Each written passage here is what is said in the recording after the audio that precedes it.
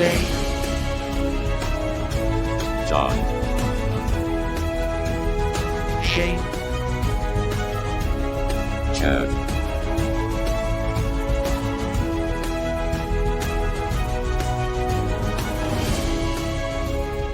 these sci-fi guys.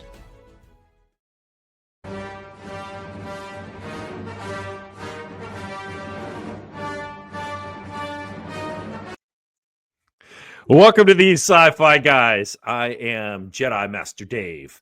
With me is Jedi Knight Shane, what's up, everybody? Darth Chad, Y'all doing all right? and Padawan John. Hi. Oh, I'm just being goofy tonight.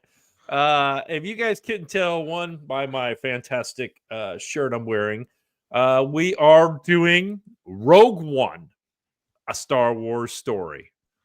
Standalone Star Wars story.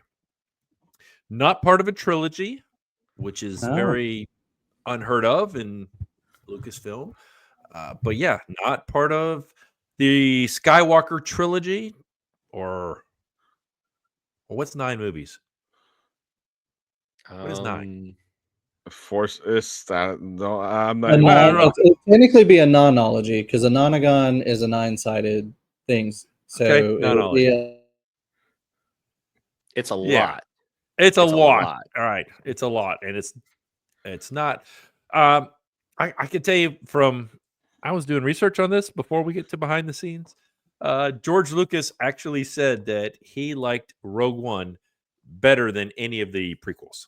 Wow, that's impressive. Yeah, and he didn't write this one, and he wrote the prequels. That's funny. That's funny. So, well, since I already broke it and started talking about it, let's go behind the scenes.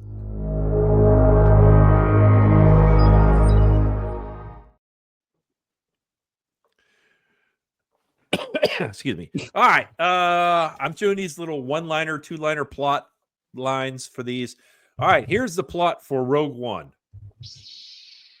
All looks lost for the rebellion against the Empire as they learned of the existence of a new superweapon, the Death Star. Once a possible weakness in its construction is uncovered, the Rebel Alliance must set out on a desperate mission to steal the plans for the Death Star. The future of the entire galaxy now rests upon its success. There you go. That's the movie. Yeah. And until next time. No. Right. Hey, we're right. done. And cut. All right. Fade to black. Yeah. All right. Let me pull up my little screens here. One thing about this movie, most Star Wars fans know that the film is based on the opening crawl. Because that usually tells you behind the scenes information that kind of lets you know what's going on, right? Well, this movie doesn't have it. Didn't have the opening crawl. The special effects supervisor, John Knoll, basically sent a letter to them saying, "Hey, I'm sorry," sent it to George Lucas. Did I say George Lucas didn't write this movie? I guess he did. I'm off on that. But anyway, he did. He sent like a 7-page letter to him. And in that, he said, "Hey, let's not do the opening crawl since this is a standalone movie." And George Lucas, after that, said basically he wanted to shift focus to standalone movies and said, "You know what? That's a good idea. For the standalones, we won't do the opening crawl." So that's kind of how it went there. Well, the filmmakers really wanted to make this movie feel like the original trilogy, since that it falls right before A New Hope. So the franchise, basically what they did was they used cameras from the 70s and 80s. They didn't use modern digital cameras. They actually used cameras that were used so that if you watch the films in chronological order, there would be a continuity in the filming style and the overall look of the films. That's Interesting. Yeah. And one other way, I don't have a picture of it, but all the stuff on Yavin 4 was reused from the original New Hope. It was all basically they were props that were kept, or they were footage from the film that they didn't use in the movie. We All love right. that. Yeah. Okay. The aesthetic was inspired by a war photojournalism. Hmm. All right. Director Gareth Edwards said one of the things we did was we took real world photography photographs from Vietnam and World War II and the Gulf War, and we used this bit of software. Basically, they photoshopped and put rebel helmets on the soldiers, rebel guns, and some X-wings in the background instead of fighter jets. Suddenly, you looked at this stuff and it was really engaging. And they were like, "Oh my gosh, I really want to see that." So that's kind of how they got a lot of their look when they were on the ground. All right, the Death Star. All right, one of the main plot MacGuffins in Rogue One is the secret Death Star plans. All right, if you look at the plans, especially the ones on here, they actually used footage from A New Hope, which I'm glad they did. Mhm. Yes. But what's wrong with the picture on the left compared to the picture on the right? They don't match. What's different? They don't. The The firing mechanism was the middle. yeah. Right. And that was a mistake that they did in the first movie, in A New Hope, but they left it. And they were like, whoops, oh, well, we can't do anything about it. So Rogue One was like, you know what? We're going to leave it. We're going to make it the same. So anyway, but it was still pretty funny that they actually they used cutting edge technology to painstakingly recreate the 77 computer schematic. Mm. All right. When you think about it, there's a whole lot of change in the short amount of time between the prequels and the original trilogy. One of the things, if you'll remember, in A New Hope, one of the things was talking about the new weapons, about the DC-16 or something like that, and then in this movie they were talking about how they actually mentioned that the DC-15 were actually being obsolete. So if you look at the picture of that I got there, the one that the clone has is a DC-15, and then they ended up switching over to the what was it, a E11 blaster. Anyway, yeah, it was a different. So that's why the weapons look so different from Rogue One to this one. They kind of had that transition period. Okay. Oh, this one I thought was really interesting. A lot of the footage. All right. There was some controversy over Grand Moff Tarkin, basically building him. He was already dead at this point, but to put him in this movie, they basically used CGI to recreate him. Taking old film stuff from the original movie, from other movies that he was in, and they were able to use CGI magic to bring him back to life. And again, they also did the same thing, making a very young-looking Carrie Fisher, Princess Leia. All right. Well, you think because they did this, they went ahead and just recreated all the old buddies, some of the X-wing pilots from A New Hope. No, they just reused shots of them that weren't used in New Hope, and some actually were used in A New Hope. They just reused some of those same shots. They just kind of touched up the stuff in the background. Like that's behind their helmets and stuff. Mm-hmm. All right. The Star Destroyers smashing into each other. That was a big deal, right? This was a last-minute save, basically. They came up with it from in a panic. They were like, how are we going to let the rebellion get through this without, there's no way. We can't figure it out. They were like, how are we doing? The clock was ticking. Time was running out.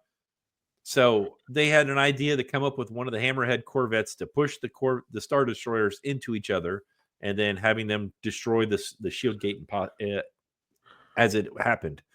They said they just didn't want to just have them plow into it and then just blow up. They wanted to kind of see everything, see all the bits blow off of it and everything. But it literally last-minute decision. Wow. Okay, Rotten Tomatoes. I've been doing this lately. All right, they gave it an 84. Okay, an 84. Fair. All right. And their popcorn meter was an 87. All right. budget. This is where it gets a little tricky. I could not find anywhere online where it said specifically what the budget was. And everything I've read, it was somewhere between 200 to 280 million. They had a range. No sites had the exact same info. So I'm going to go with that. Shane already told me offline that he knows the answer, so I'm not going to ask him. So, Oh man, did it make money? Oh, guaranteed made, and I'm even willing to say over 3 times what they put in, 3 times or more. Okay, so you're saying 3 times 2, so you're saying over $600 million. Yes. Okay, Darth Chad, did it make money? It made money. I'm not saying how much because who knows? It could have. It could only made 1 million. Okay, Shane, did it make money? a lot of money. Yes, it did. It made 532 million domestic, 523 million international, so a total of over $1 billion. Yeah. See, new streak started. We're on a winning streak now. They're on a winning That's streak. right. Exactly. That's right. And one thing, and I wanted Shane to talk about this. John Williams did not do the score. Nope. How dare. He did not. He did. So, Shane, take it away. Okay. So, yes, this did use a lot of John Williams' original themes. It absolutely did. But the actual composer was a guy named Michael Giacchoni, I think is how you say it. I'm probably the guy from Up. Yes, he actually, speaking of that, he did the music to a lot of really great films. He did Up, he did The Incredibles, he did he did Doctor Strange, he did Spider-Man Homecoming, he did Jurassic World, he did a lot of stuff. But here's the most interesting thing about this. So this movie had a lot of retakes. It had a lot of retakes, a lot of reshoots. So the post-production was very, very tight. Well, the original composer was a guy named Alexandre Desplat, I think, and he was the guy who wrote the music for The Shape of Water, which I think won an Academy Award. He just, with the reshoots and the schedule, he just couldn't make it work, so he had to drop out. Well, the composer came in and he only had, listen to this, he only had 4.5 weeks to both compose and record the entire score. 4.5 weeks, which is insane. That's impressive. Yeah. It's very impressive. But he did an amazing job. And one of the things that he did was that he really did honor what John Williams did. He really honored a lot of those original themes while still throwing in a lot of new, fresh things that he came up with. But it still felt like it could have been written by John Williams because it was very highly influenced by that. But he did a really, really great job with it. I was very, very impressed with it. One of the themes was actually called Hope, and it was used in the final version where it was the Vader and the Leia sequence there at the beginning, which is leading into A New Hope. But he did a really great job with it. Really great job, and especially in 4.5 weeks. Yeah, he did. Let me see if I can pull this up. I actually have a picture. Let me see if I can get an image file, if it'll do it. Yeah, right here.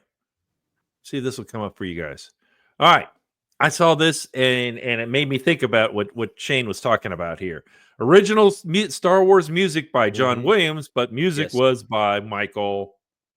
I'm not going to try to pronounce this. Yes. So this actually was in some of the promotional material that actually was sent out to the different theaters. It wasn't, the typical movie, movie poster, but this was in some of the materials that was sent out. I just thought that was pretty fascinating. Yes. Yeah. All right. Well, since we're at this point, then since Shane's already doing things, let's go ahead and have him give our questions.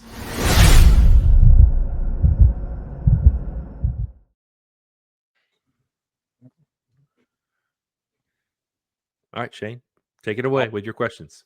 All right. So our first question, is Rogue One ultimately a story of redemption or a story of rebellion? Oh, this is a good one. So Go ahead then, Chad.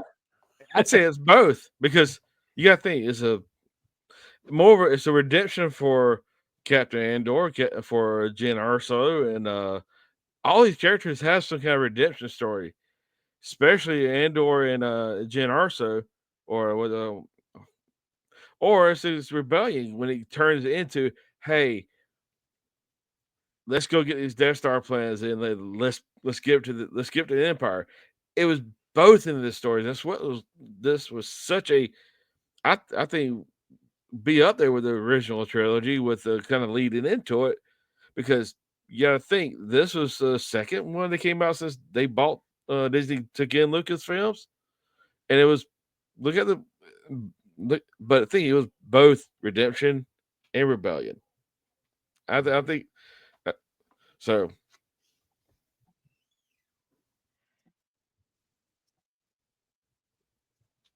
I mean, I think I agree with a lot of that just in general. I think it's hard to kind of separate those two anytime it comes to the rebellion as a whole.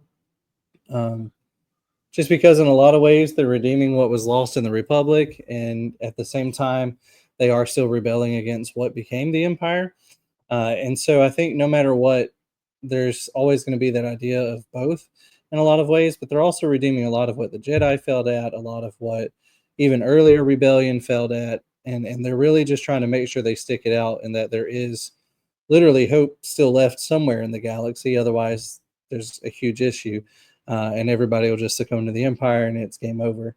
And so, in a lot of ways, it does feel redemptive of past failure, while at the same time still ultimately rebelling against the Empire. So, I agree with that idea of the combo. Mm-hmm. Yeah, I'm kind of the same way a little bit. Chad, I was just looking offline. I was just looking on there. I did not realize that The Force Awakens actually was released before this movie. Mhm. So I was like, I wow, didn't realize okay, that. you're right. Disney did buy it, and then they released Force Awakens, then Rogue One. And Rogue One was such more of a superior movie. Yeah. Anyway, I digress. I think I lean more towards rebellion overall because of the threat level of the Death Star, because of what it was designed to do. It was a planet killer. And so they decided, okay, we are going to stop the Empire. Some of the original trailers for this movie where you had Urso, when you had her, saying, "Hey, yeah, no, I rebel," or something along that line.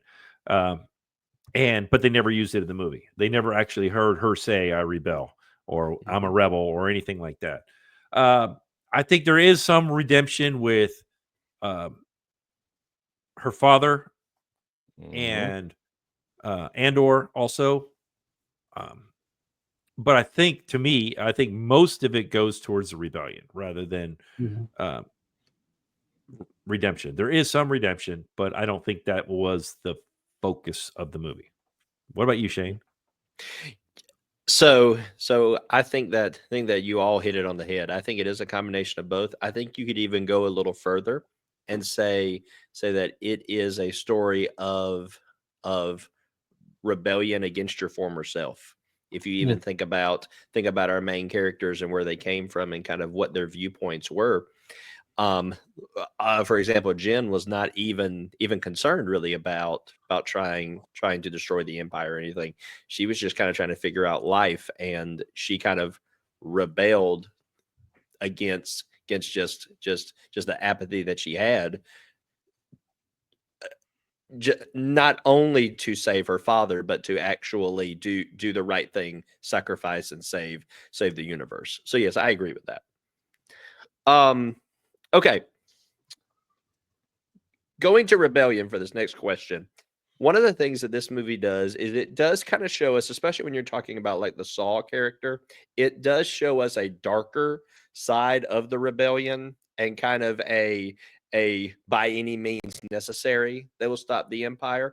What are your thoughts on seeing this side of the rebellion versus just the guys that are always trying to do the right thing, but kind of this any means necessary kind of thing?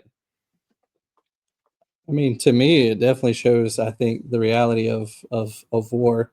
I mean, both sides are trying to win at the end of the day, and I think that leads certain places.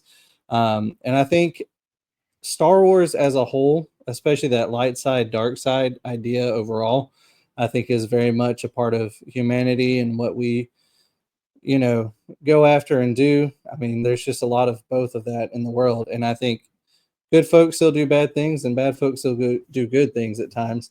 And I think ultimately, like the rebellion having those moments, I think kind of lends itself in a way to correct some of the issues in the prequels in terms of like, oh no, you can never show those things. You can never have that emotion. When in reality, I think them covering up a lot of that's what landed them in this situation to begin with. And so I think the rebellion having some of that is neat in terms of storytelling, but I think it's also just more realistic. And I think it draws us in a little more because we can relate at times. Yeah, I mean, I thought it was really dark. I really did. I was like, well, what did the guy do? I mean, he had a broken arm. I mean, did he have vital information? I was thinking, to me that the rebellion was probably better set up as, different splinter cells around, that they only have this amount of information. They only have this amount. They only have this amount. But I don't think it was that way because what did they always do with Princess Leia in A New Hope? They kept asking, where's the rebel base? Where's the rebel base?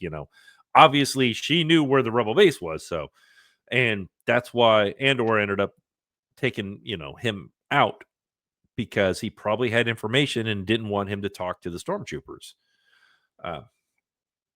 One of the things that I kind of piggybacking on what John said is I want to say it was Empire Strikes Back when Luke finally figured no, I'm sorry, it was Return of the Jedi, which we haven't seen yet as a group, when he says it depends on your point from a certain point of view, right? That's what they talk about. Obi-Wan talks about, well, from a certain point of view, and they go through that in the prequels a lot, from a certain point of view, and I can see that them using that here, that this is from a certain point of view. This was a necessity to make sure no one talks, that, you're operating behind enemy lines. And if you're found out, you're going to talk. So the way Andrew did it was basically, I kind of get it. I mean, honestly, it may even be that he was saving him in the long run, rather than letting him go ahead and having a quick death, rather than being tortured, forever. I mean, the Empire is not afraid to torture. They tortured Han Solo in The Empire Strikes Back and never said a word to him. So, yep. So you got to think, be open. So when Andor, that same scene, yeah, dark side, like the dark side of the rebellion is not. It's never pretty trying to rebel to something that's against authority. Because I think this movie is showing that you had different sets of rebellion sets in this movie, and the very last council scene where they was trying to disband the rebellion, that was to me where it shows, hey, look, the dark side was working. Why not? Hey, let's go do the guerrilla type, hit them hard and pull back, and by any means necessary, let's win because it's working. Saw Gerrera on Jada was stuff was working. The Empire said, you know what? To ensure I get my stuff, I'm putting a destroyer on top of the city to protect it, to protect the trade. So you gotta think it is working. Why not somewhat? Let's go do that style. Let's go do this. You saw Jen. Saw Gerrera says this, and then went on and did stuff. So yeah, dark side is.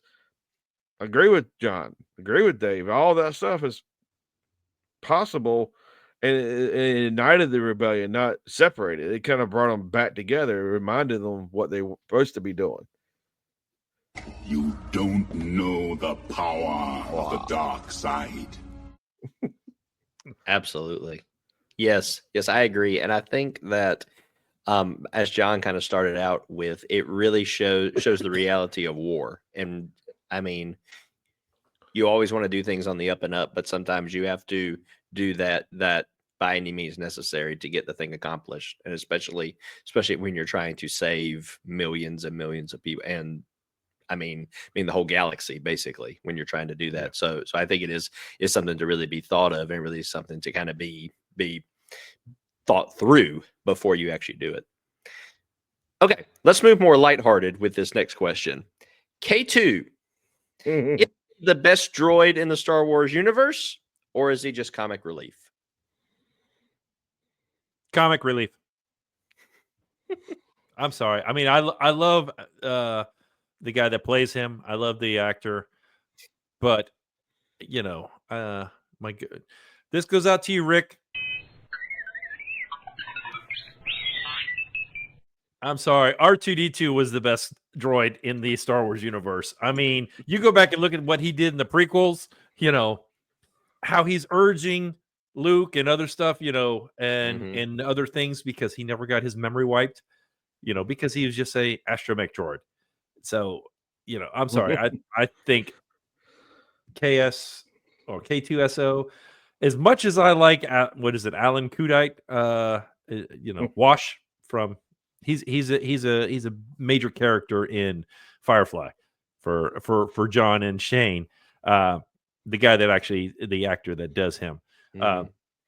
Anyway, but yeah, no, to me, I think he was comic relief, because there were so many times he did not sound like a droid. He actually talked more like a human being rather than a droid. Yeah. I agree with that. I mean, to say he's the best droid in the Star Wars universe, you can't rank him over R2-D2. This is best comic relief. He was more the conscience type to Andor. Like, hey, are you sure you want to give her a gun? Are you sure you want to do that? Statistics say we're 30% is going to lose on this. Oh, with that, it's going to be 40%. So it was more comic and just conscience to Andor, really. Okay. John?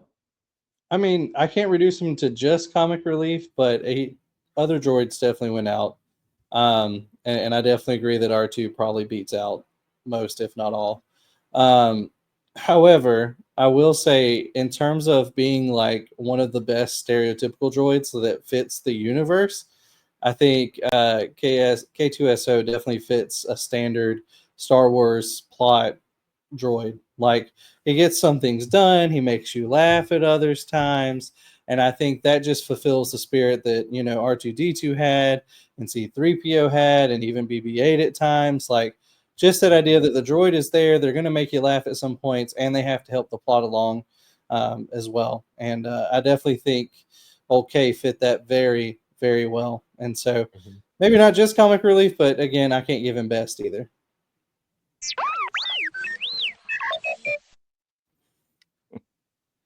So I think I agree that definitely R2-D2 is the most iconic droid. I don't think you can put anybody above him. But I will say, this droid was probably one of my favorites, really and truly. Loved his sense of humor. I loved his one-liners. I thought it was great. I really, really, really enjoyed him. I can't rank him above R2-D2 or C-3PO. I can't, just because of who they are. They are Star Wars. They're the iconic droids. But he ranks up there. He ranks up there for me. I really like him. Okay, I think we got time for one more question. All right. So this movie contains many great acts of heroism, especially towards the end. What would you consider to be the greatest act of heroism in this movie? I'll say I'll go back to the droid K2SO when he sacrificed to close the vault door, because I mean that's the best thing that even happened in the movie. Is you already built in there they were trying to find the Death Star plans, and if he didn't do that, they wouldn't have it. They would have been snuffed out real fast. So he held his own and said, "You know what? I'm going to shut this door forever." Bam. It's true. Okay. Yeah. John, how about you? I got a good one, but I want to wait and see if yours is the same as mine. I honestly read into this more of an idea of an act of heroism throughout the movie, because for me it's hard to pick like one singular moment. And so to me, the idea of self-sacrifice as a whole, I think that idea in terms of an acts of heroism, I think that being so prevalent throughout the film is probably the greatest act, just because of just how opposite it is of instinct and survival. Because instinct says, no, I will survive no matter what. And all throughout this film, it's not necessarily I will survive, but it's we will survive because I won't. And I think that being so prevalent throughout the film is really the greatest act of heroism as a whole. I like that. Yeah, that is. You didn't go where I was going to go. So Mhm. that worked out good. For me, I said Galen Eros. Oh, you took mine. Just for one, first of all, his act of he knew that the Empire was going to build this weapon anyway. So he's like, okay, if I can be that mole and I can put a design flaw in it, I'll do that. You know, if I can, if I let them take me and get my daughter free, I'll do that. You know, if I can get Saw Gerrera to take care of my daughter because I'm going to do this, let me do this. You know, I mean, it's just one thing after another, you know, just he knew that they were going to build it. So he's like, might as well go ahead and go this way. And unfortunately, everyone is going to think I'm a traitor. And that's why I think it's the biggest thing is everyone thought, besides his daughter, everyone thought that he was a traitor. But yet he put the flaw in that allows Luke Skywalker to blow up the Death Star. So I'm sorry, Shane, I took yours. But if you have anything else, No, I totally agree. Totally agree. And I think your point there at the end where he knew that people were going to think he was a traitor. There's a great quote in Batman. No, I'm sorry, The Dark Knight, where he says you either become the hero or you live long enough to see yourself become the villain, something like that. Yeah. Well, he did. He got to see himself become the villain, even though he was doing it. Excuse me. To ultimately save everybody. So taking on that long term suffering of I am going to be hated because of this, but I'm doing this to save everybody, I think was a great act of heroism. Yeah. Yeah. Hey, go with your bonus question. I like that one. I want to. Yeah. Okay. Bonus question. If you were to pick one member of the Rogue One team to survive, who would it be? I'm one with the Force is with me. I'm one with the Force, and the Force is with me. I loved him. Absolutely. I loved him, man. How do you pronounce his name? I have no idea. Shakirik Imwe. Yeah. Oh my gosh, I just loved him. He was comical, but at the same time, you know, I mean, I honestly think that he had some Force sensitivity, you know. Yeah. Oh, I mean, of course. and even though his buddy there was just watching out for him the whole time, but I really would have liked to have seen him survive. I'll go ahead and throw a caveat on there also is if obviously he was at the planet, so he couldn't have survived, but I would have liked to have seen Saw Gerrera survive. Yeah. I agree that I am one with the Force. It'd be great to have him into the New Hope, but if you really want to have a character in there, I would love to see Andor survived. Just because the talent he has for it to be the spy, get in, he could get anywhere and be there, and I think that would be great. Yeah, or I agree with Dave, have Saw Gerrera in there because I love the actor of Saw Gerrera. Well, it's not so much that, it's just that when you go back and look at the stuff that happened in Clone Wars, he was such a big part of it. And I'll just tell you right here, this is one of my plot holes, is why did he just decide to die instead of surviving when that is not the way they portrayed him in the Clone War series? You know, that that he had plenty of time to get on the ship and get away with them, and then he could have rebuilt and helped the rebellion and all this other stuff. So, yeah, that's why I really would have liked to have seen him survive. That could be him redeeming himself for leaving Jen in the back.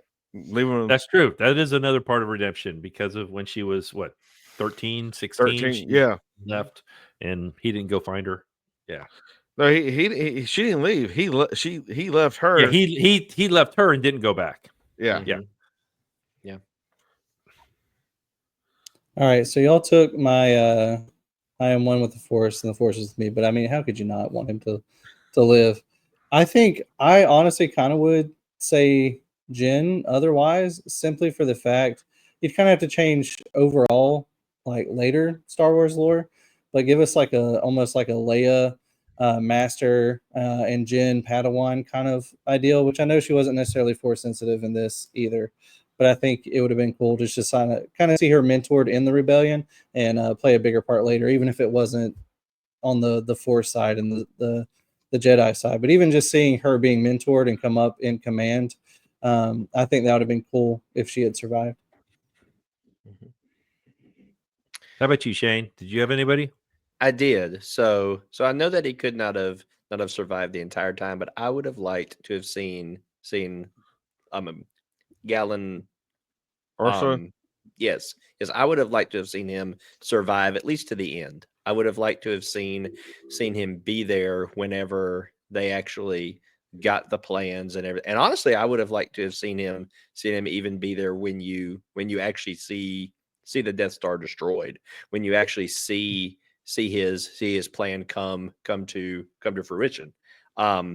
Or even if you're going to have him die, have him reunite with his daughter, kind of like what Jin and Andor did on the beach when the thing was coming in. You kind of do like a deep impact moment where you have the father and daughter there when the wave is coming. I just think it would have been a great moment if they were able to reunite there. Yeah, I agree. Kirk to Enterprise. Please contact us. Tell us if you agree with our ratings or how you would fix or improve this movie, or if there's a movie that you would like us to review. The easiest way to do that is if you're watching us on YouTube is to comment below. For those of you that are audio-only listeners, you can reach us on either X or Facebook at TheseSciFiGuys. Or you could email us, TheseSciFiGuys@gmail.com. I decided to mess with you guys and throw that in there early. And we're done. And we're done. So, hey, want to go ahead and get it in there so we can go ahead and go to plot holes.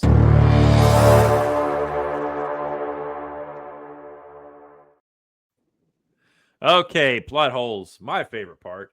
What about you guys? Did anybody of you guys see any plot holes that you guys want to talk about? I didn't see a lot of them. I will say that one thing that I would have liked to have seen a little more of, I would have liked to have seen a little bit more of character development between the shift of Cassian when he was just the assassin and he was very much trying to kill the father, I can never remember his name, Urso.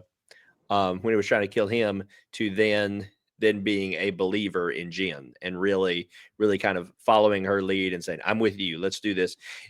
It really was kind of a quick shift, I felt like, and I would have liked to have seen that kind of develop a little bit more. Okay. John, how about you? Honestly, even looking and even trying to do some research later, I don't have a whole lot that I picked up on this, which plot hole is not my strongest suit in this game anyway. So I didn't see a whole lot. So that's where I landed this time. No, that's good. Okay. Chad? About the same. I didn't see much in this. Not to really to mention. Well, I'm just going to throw one big one out there. Or two, let's just say. Okay, so the pilot, what is his name? Bodhi or something like that. Yeah. Well, supposedly he lost his mind when Saw Gerrera basically tortured him, and then all of a sudden now he knows codes to get into secret bases and stuff like this. I mean, I just that one kind of threw me for a loop.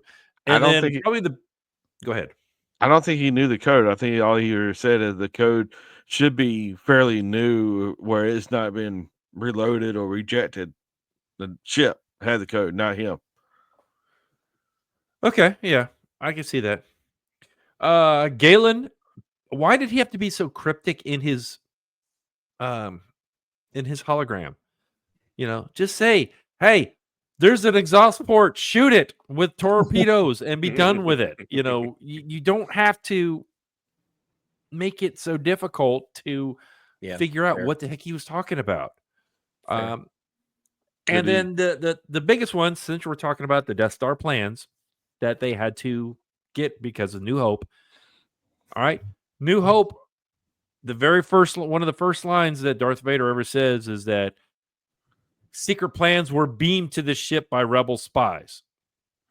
This movie basically had them handing a chip to somebody that wasn't True. being beamed to the ship. Well- It was beamed to another ship, then it was handed to them. That whole thing of having Princess Leia's ship inside the other ship and then it shoots out and then flies away. No, that doesn't make any sense. To me, that's just the biggest plot hole. I don't know. I mean, I guess they were trying to figure out a better, to make it a little bit more dynamic, and of course with Vader with like all over the place with this lightsaber and doing all this stuff, yet he didn't do that in A New Hope. I mean, to me, so again, it's the transition from one movie to the next, and that's what it's designed for. It just kind of lost some things in there for me. Mm-hmm. So I get that. So if you guys are ready for this, let's go ahead and rate it.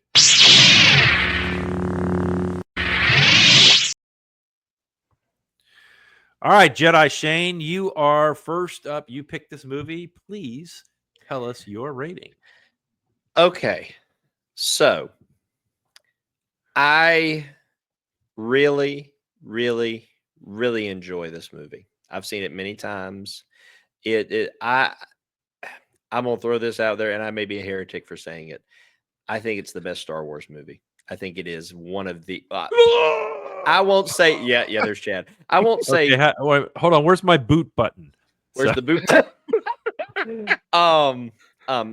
I just think it's strong. I think it is strong in every area. I think it's strong in character. I think it is strong in plot. I think it's great character development. I think there could have been a few things you could have added here and there. I thought the music was phenomenal, especially when you have to write it in 4.5 weeks. I think that was absolutely amazing. I just think every bit of it was very, very strong, and I will give this a 5. I kind of figured that. All right, Chad. You want to go to mean that? Darn, I was hoping to hear everyone else. But to piggyback off that, it was. I'm not saying it's bad. I'm not saying it. The original trilogy was it's the original trilogy. You can't say nothing's better than that. I'm sorry, but this is up there with it. Where you got to think, like I said, this is the second movie that Disney put out from when they bought Lucasfilms, and to me, this is way better than Force Awakens. I'm sorry if you're a 9, 10, and whatever out there. Force this right here, Rogue One tied and made it feel like this was supposed to be what Star Wars was supposed to be about.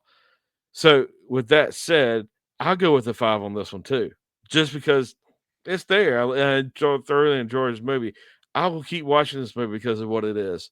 If I have to go and tell somebody, if you want to get something, go watch Rogue One and to New Hope. That way you kind of get the gist of what they were doing in New Hope. Yep. Okay, John. I mean, listen, guys, I preemptively put in a score last week. We rewatched this, and with all odds, I'm not even going to say against all odds, with all odds, it's definitely a 5 in my book. I mean, the cinematography, the story, a lot of just beautiful shots and imagery, humanity, and just Star Wars in its best form. And I won't say it is necessarily the best film in Star Wars, but like, I think it just it is like penultimate Star Wars. It's everything you want out of Star Wars. The droids, the battles, Vader just being powerful. Even if it's only for a few moments, man, we finally kind of get just a small taste of how powerful he really was. And just, I think all of that in culmination, and even with, yes, Rebels still technically win, and I understand it has to tie into later parts, but even almost an expectation subversion of like, normally folks survive. And I even think if they somehow had survived, I don't necessarily think it would have destroyed later parts. We just don't see them later. But even just that idea of like, no, literally no one survives. Even kind of in the back of our minds knowing that, and it's still actually happening in front of us, it just kind of blows your mind out of the water and what you normally think of. So yeah, it's an easy 5 for me. I predicted it last week, and I stick with it this week. I'm struggling on this a little bit. I'm somewhere between a 4.5 and a 5. I'll be honest. You're allowed. Part of me is saying 4.5 because one, it's not up to me. It's not as good of a story as Empire or A New Hope. I just those stories captivated me. There was sometimes on this where, and I'll talk about it in Fixing and Improving. Jen should not have been the major character. I mean, she should not have been the protagonist. She should not have been the number one. Should have made Andor the number one character. I think his story would have been better, or at least have her. As much as I don't like the new Star Wars movies like Force Awakens and all that, Rey knows how to be a central character. The one that I can't think of her name, the actress, but you know what I'm saying. She can lead, and she can captivate an audience to say, okay, I am going to lead this. While Jen, on the other hand, it seemed like she wasn't really leading. Andor was leading, and she was just kind of along for the ride. I think because of that, because of some of the other things, I'm going to go ahead and go 4.5. Just because I don't think, I mean, it's the highest I've rated this year, and I'm always a low rater. You guys know that. I'm the lowest rater of all of us. I can't go any lower because I thought it was a fantastic movie. It really was. The score was great. The acting was good. And I think our next part where we have to improve this movie is going to be a struggle for some of us. But it is what it is. So let's go ahead and go there.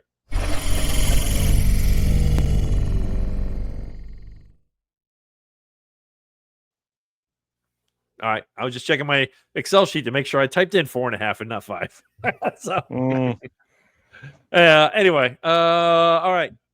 What would we do to either fix or improve this movie? I guess since I already started it, I'll go ahead and go on with it. I think that Andor should have been the central protagonist. He should have been the central character, or have her, if you're going to make Jen going to be it, make her role more like Andor's, give us some background, give us that 16 years, give us some of that information, especially with Saw. I think there needed to be so much more that it just, to me, that's where it really felt flat on is, oh, hey, we want to get close to Saw, and we know that you knew him 10 years ago or whatever it was, there should have been something more there.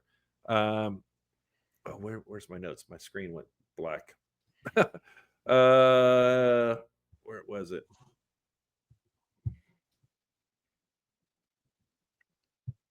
Yeah. All right. Anyway, I can't find it. I got too many tabs open over here. So I mean, that's just it. I mean, make one, don't make Vader so OP again. It was great to see him in that role, but looking at what he was in A New Hope, remember, A New Hope starts immediately after this movie. So to me, they should have made Vader equivalent, her ship equivalent. Like it was, to me, okay, here's a fix. She's flying through, and then the big ship transmits the documents to her as she's going into light speed. something like that. Don't give it the whole handoff. I know that was there for excitement, but that way it stays with the plot and the storyline that's already been established. Like if you want to go ahead. Like if you want to give Vader the interest that he had in New Hope, show the New Hope footage right there. Him catching because that's all it was going for, really. Because I think here's this: put more Vader, show more of him interacting with Director Krennic and Admiral. Oh, I forgot his name. Moff Tarkin. Yeah, Tarkin. I mean, I think this is coming off like it's been years, but Vader. Only thing I had a disbelief with and wanted them to improve on was show more Vader, because you love Darth Vader, so just because I love him doesn't mean I don't want. Thing is, you saw him at Mustafar. The best line of this movie is, "Don't choke on your aspirations. Don't just." Once you saw director doing this, you knew what was happening. That one, like, don't choke on this. What took me, I'm like, but thing is, don't make him overpowerful, because he wasn't in New Hope. He wasn't in, because he was the strongest after the Revenge of the Sith, leading up to it, and then after he got. I'm not getting into all that, because but other than that, yeah, he was the strongest between now and then. But focus more on, if you want to do Jen as I agree with Dave. If you do you want Jen as the main character, show her more interaction with Saw Gerrera, why she's so important to the rebellion. Or make Andor the lead character, and she's just a side character, a mission to here, you drop her off, and then all of a sudden she pops back up. Nothing like that. Just make Andor, focus on him if you don't want to do Jen.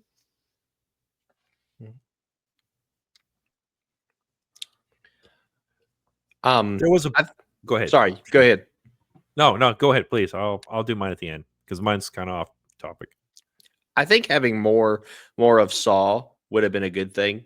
I think having more of the background on him, kind of what he was doing when he was fighting the Empire, things like that, I think would have been very interesting, because when they were trying to find him, it was almost like kind of a folklore thing. Then, like, where's Saul? We got to find Saul. Saul's done all this, but we don't know where he is. It's kind of like a folk legend thing, and I would have liked to have seen a little bit more of his story. I would have liked to have seen a little bit more of what exactly he was doing. They did do that, though. Just give you a heads up. They did do that in Clone Wars. Okay. When they did the series, they did a lot. There was a several episode story arc on Saw Gerrera. Yeah. So they kind of took what you're saying, and they went back, and then you kind of saw how he wasn't part of the rebellion. He was kind of his own faction. Right. But there was reasons behind that, and you kind of got what those reasons were. Yeah. Yeah. Also, too, I would have liked to have seen a little bit on during the time lapse between when Jen was a little girl and when she was older. I would have liked to have actually seen a little bit of her father actually working on the plans for the Death Star, and actually putting this flaw in there, where we kind of get a secret glimpse into it as an audience. We kind of see behind the scenes what's going on. I think that would have been a great touch. Let's add this shit. Let's add this, Okay. Shane.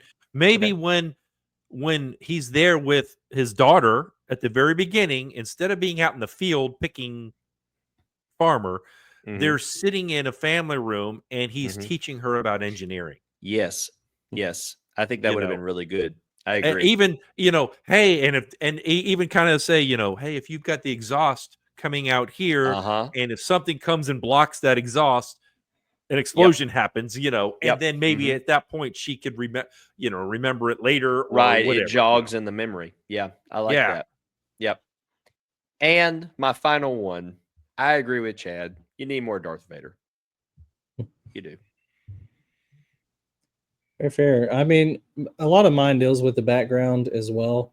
Realistically, I think I would have liked to have seen a little bit more of the rebellion as a whole, just how those stories come together a little more entwined overall.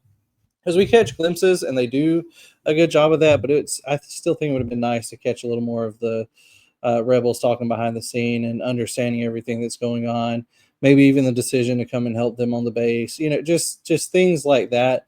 I think would have driven the story a little further. Because I mean, Star Wars in general usually does a good job at intertwining several stories until they all meet at a single point. And the story did that. I just think it could have done a slightly better job. At least in the trifecta of the dark side, our main characters and the rebellion. I think the rebellion could have been weighted slightly heavier. Yeah, there was a book called The Death Star. It was actually written. It was part of the expanded universe. It was written way before any of Disney ever thought about. And it went through on how they built the Death Star, actually built it, and how this was a design flaw that somebody notices and it never gets fixed. So, it wasn't like it was put there on purpose. It was just a flaw. It was a design flaw. So, in the book's actually pretty interesting. It shows how they use Wookiees as slave labor, and moving all the equipment, because basically they built a planet, which, and, it may be the size of a small moon, but still it's a planet. So anyway, since we've already done our contact us, has anybody else got anything else on this movie? If not, we'll talk about what we're going to do next time. And, no, going once, going twice. All right. So this week we did Rogue One, a Star Wars story. Yeah, you know what? With not doing the contact us, it kind of throws me for a loop too. So maybe I won't do that anymore. Okay, next week is my movie I picked out, and think cyberpunk. Think 6 good-looking women. Think swords, guns, tanks, machine guns, everything, and you get Sucker Punch. So this is a without spoiling for you guys too much, it's a mind-blowing movie. All right, I'll just leave it at that. So hopefully you guys will enjoy it. I'm sure we'll talk about more next week. Yeah, click on that. Where am I going right here? Okay, yeah. So obviously this was our looking back at our Excel sheet. This was the highest rated movie that we have done. Well, since Star Wars Empire Strikes Back last year. Listen, we're Star Wars fans, man. You can't. There you go. As well, I know I take it back. Free Guy was up there. We did the Terminator was up there. You also got to think, Dave, you rated Empire Strikes Back very low last time. You had to rake on it. Well, yeah, because that was the original. I did it as a 4. Not as a 5. Well, because that was the very first time we decided to start doing ratings rather than thumbs up, thumbs down. So, and I didn't want to make the first one all 5s, but it was. So, I mean, or it was almost all 5s. John gave it a 4.5. So I went back and looked at it. Anyway, well, just remember, no matter where you go, there you are. Until next time. Crash and burn. These Sci-Fi Guys is an independent broadcast by The Sci-Fi Guy Productions. Super Epic is music courtesy of Alexander Nakarita and is found on creatorrecords.com. For more information on upcoming episodes, follow us on X at The Sci-Fi Guys. For our audio-only listeners, you can find us on Spotify and Apple Podcasts. Like, subscribe, or leave a comment to let us know how we're doing.